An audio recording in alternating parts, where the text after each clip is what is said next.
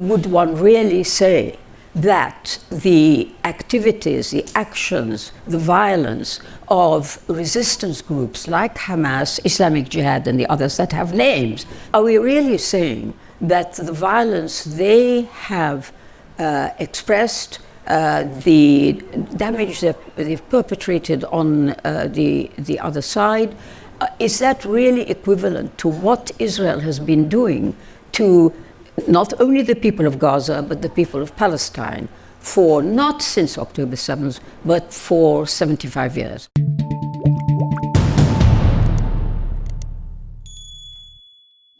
We ask whether violence or vengeance are acceptable. We're making a moral judgment on that. I'm a consequentialist. That means that for me, whether an action is right or wrong depends on its consequences. And the consequences that I'm most concerned with as a utilitarian, which is the most common form of consequentialism, though not the only one, I think the consequences are those essentially for the well-being of all of those affected. That is, the extent to which they're experiencing happiness rather than suffering, pleasure rather than pain. And I'll include all sentient beings, although probably for the discussion we're having, we're focusing mostly on human beings. So violence, vengeance, if you look at those two concepts, they're rather different. Vengeance looks at the past. It says, someone has done something to me, so I'm going to do something to them. And that's a non-consequentialist approach. And in general, I therefore do not think vengeance is acceptable. I don't think it's the right motive to act from, because you're not looking at the consequences, and the consequences could be disastrous. On the other hand, violence, I believe, can be justified by its consequences. For example, think of the conspirators of the Hitler bomb plot, which got a bomb to explode near Hitler in July 1944. Unfortunately, not quite near enough. But that was certainly a justified thing to do. By that time, there was absolutely no doubt about how evil Hitler was. Maybe the conspirators were concerned about the damage he was doing to Germany, but I would hope that some of them at least thought about the damage he was doing to everyone else, to the Jews and Roma in the Holocaust, but also to the countries that he was unjustifiably attacking. So that violence certainly can be justified, but and it can, maybe it's more likely to be justified by the oppressed than the oppressors if they're trying to end oppression, because generally oppression is a bad thing, oppressed are worse off. So you can justify violence by people who are oppressed where you would not justify it by those who are not oppressed. By, for example, let's say Putin was not oppressed, but I certainly would not justify his violence against Ukraine. On the other hand, you can justify Ukrainian violence in self-defense against Putin. So I do think that there, in that sense, you have to take the consequences into account, and so those who are oppressed or attacked can certainly can be justified, not always justified, in using some violence, and again you have to say what kind of violence that might be effective in stopping oppression or stopping aggression. Great, thank you very much. Ghada. First of all, good afternoon, everybody. It's very nice to see such a large number. Look, I would like to be able to say on this question that violence, vengeance, etc., is not has to be judged in the same way, whether it's the oppressor who's doing it or whether it's the oppressed.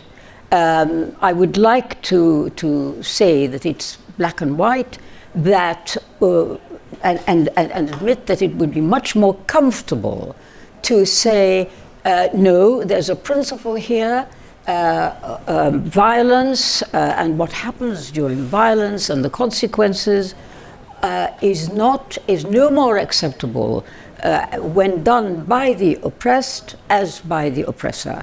I think it's more comfortable to say that, but I'm not going to say that, because I believe that this is a question of context. Context is extremely important in trying to understand and judge the actions of one group of people against another group of people. I exclude from that vengeance, because vengeance does not belong into the framework in which I'm trying to draw. Vengeance is an understandable, it's something that people feel and act on, but it's not really part of what I'm talking about. What I'm talking about is violent when used by the oppressed against the oppressor, and the other way around. Are they equivalent? No, the answer is they are not. They are absolutely not. And that's what I meant by saying context. You've got to understand in what particular circumstances the oppressed have committed what it would be described as crimes against the oppressor. And, I can't avoid but draw your attention to a very contemporary illustration of precisely what I'm trying to say, which is the situation in Gaza. Would one really say that the activities, the actions, the violence of resistance groups like Hamas, Islamic Jihad, and the others that have names, but there are many others, by the way, many other Palestinians contribute, but they don't have a name of an organization.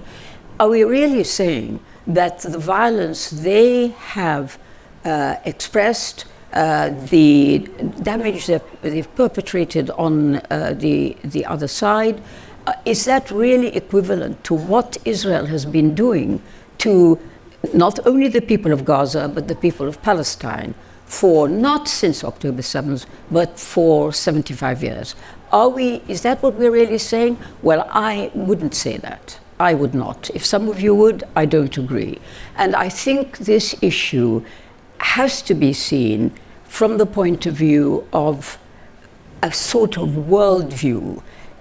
We are used, those of us who live in the West, to see the world through the prism of Western Western views that which are related to power, so that people that you dominate and you are cruel to are in a sense lesser. They are lesser, and this informs, in my view, a lot of the behavior on the part of Western type oppressors. And until we actually face that and understand that it has consequences for the way the oppressed behave, then I don't think we're going to go much further. Thank you very much. Uriel. Thank you. Thank you so much. I'm confused. I think I probably will be in the next hour. I'm trying to figure out, okay, so it seems like we are in a sort of an agreement when it comes to violence. It seems like neither of us are pacifists. Violence sometimes can be justified. I'm there too. And then the question of vengeance, that we both seem to be very reluctant to engage. I mean, because it's about the past, the consequences seems to be. But if we shift our gaze from the consequences to the motivation, we all know about it. I mean, in a sense, if you go back to that founding myth that we have in monotheistic cultures, right? The biblical story, the firstborn human being is doing what? Vengeance. That's the story of Cain and Abel, right? The sense of humiliation that he felt at the act of God choosing his brother over him. And that motivated him for vengeance. I mean, one can even argue that vengeance has an element of the future, your own well-being in the future. This is something that will feel somewhat better once you commit that sort of vengeance. So is that maybe okay because you will feel better? I don't know. I think that I'm with you on trying to reject that, but I think that we have to pay a lot of attention to the vengeance aspect of it.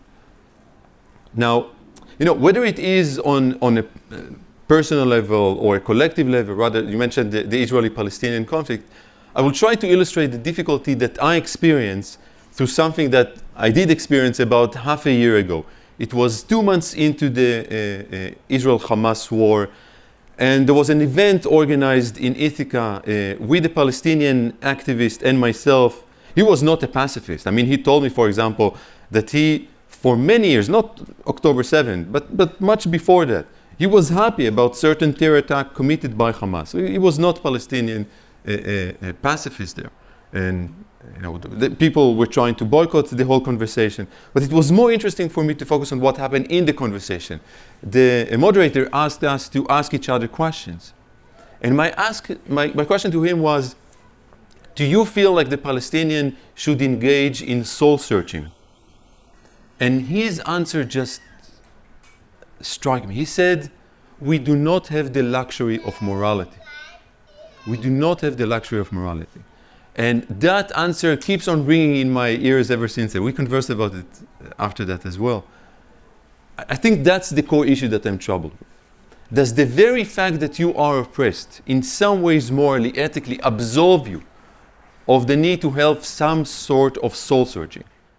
To continue watching this video, click the link in the top left or in the description below.